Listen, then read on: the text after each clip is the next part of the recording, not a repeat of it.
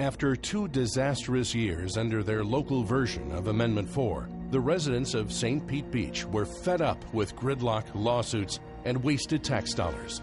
Amendment 4 supporters promised that their idea would just give voters a say on growth. But St. Pete Beach residents have seen nothing but higher costs, fewer jobs, and little progress. Now even those who once supported the amendment are calling for an end to the madness.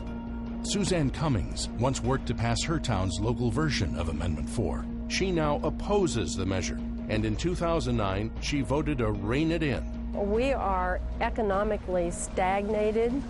Our city is divided and polarized.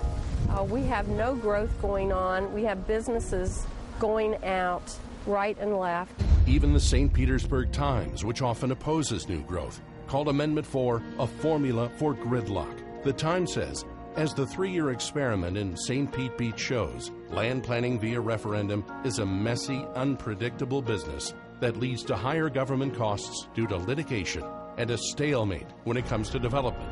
The gridlock and litigation in St. Pete Beach revolves around just a handful of comprehensive land use plan changes. But under Amendment 4, most voters would have to decide dozens or even hundreds of such changes every election, making the gridlock and litigation in St. Pete Beach seem mild by comparison. Lorraine Hune has seen the problems firsthand. It doesn't work. Not only does it not work, it'll ruin the state just like it ruined our city. Even the Palm Beach Post, which is often critical of development, wrote that under Amendment 4, ballots statewide would be full of jargon-laden, irrelevant junk.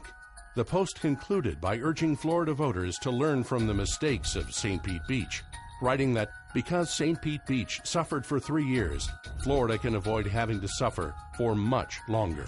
Lorraine, Suzanne, and their neighbors in St. Pete Beach learned firsthand that Amendment 4 just doesn't work.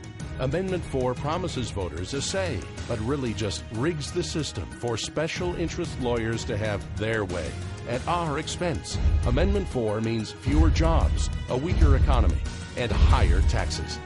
Vote no on Amendment 4.